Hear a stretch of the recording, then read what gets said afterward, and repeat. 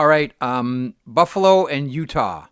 It all began, well, they got the whispers about it last night, and JJ Peterka for Josh Doan and Michael Kesselring, right shot defenseman, as you've noted. At this time of year, and then in the off season, let me frame this way, Pierre. I really don't like to make my mind up about teams until I see the entire body of what a general manager does in the off season.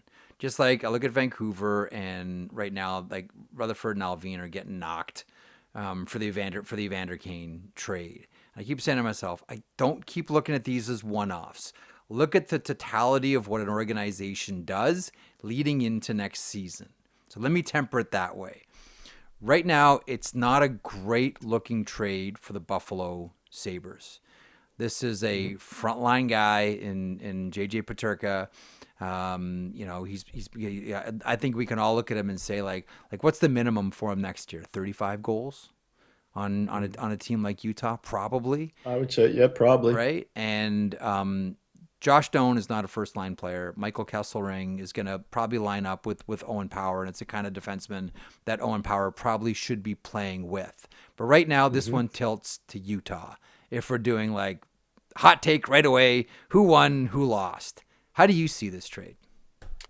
It's one of those you're going to have to wait and see. The other part that nobody's talking about, Devon Levi, who's one of their top prospects in Rochester, he played with Michael Kesselring at Northeastern University. So there's a sense of familiarity there. And you have to think that Devon Levi is going to be in the NHL next year. So that's a positive thing. And I'm sure they picked his brain. One of the things that I think Buffalo's actually done well, they've evaluated American-born players extremely well. Josh Doan, even though his father's Canadian, Josh Doan's an American kid. And you look at Kesselring, same kind of thing, American kid. They're really good at that. It started with, I think, a mandate from ownership by Mr. Pegula. We're going to be experts in certain areas, and one of those are going to be American-born players. Because if you look at a lot of the guys they've added since Mr. Pegula's been there, American-born players. Like I'll use the last one. Josh Norris comes to Buffalo from Ottawa. He's an American-born player, even though his father's Canadian. So I'm just saying that I think that's kind of infiltrated their organization. There's something there, and let me give you another example. So the year that they drafted Casey Middlestad, this is when Jason Botterill and Randy Sexton ran it. Yep. All the scouts the night before, everybody was in agreement. The night before, okay, who we taking? If Martin Necas is available, we're taking Martin Necas. Comes time to make the pick, and Botterill and Sexton stand up and say, okay, we're taking Casey Middlestad. And all the scouts went, what? I thought we just agreed we're taking Martin Necas. Okay, boss, we're taking Casey. But you're right. Like when the Buffalo Sabres get a chance, their default setting is go to the American kid. You're right. So I think it's early to judge a trade. So I want to give it full opportunity to flourish. Michael Kesselring has never played better than what he's done in the last calendar year. That's Jeff, true. he's been really good. That's That's true. You're right. He's been really good. Yeah. I'm just he's been if you look at his career stats, he's mostly been a minus player because he's tried to do too much. This is the first time at a real high level he's been a plus player on a non-playoff team. That's hard to do, as you know.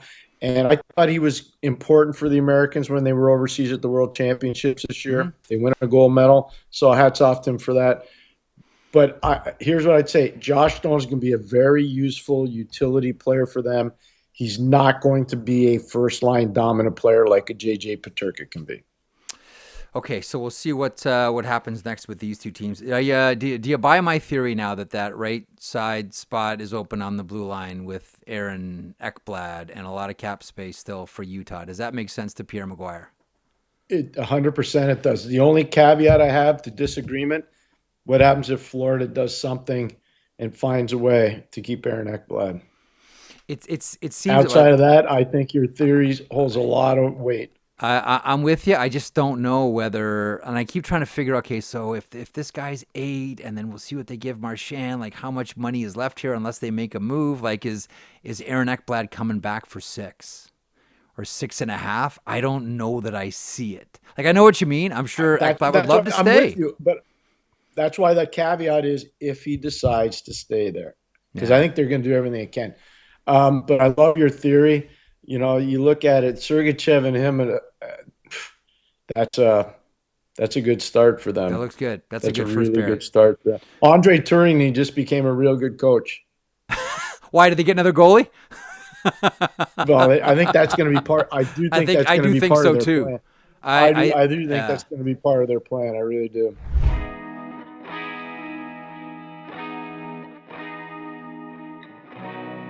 If you enjoyed that video, and we certainly hope that you do, please hit the subscribe button right there here at Daily Faceoff.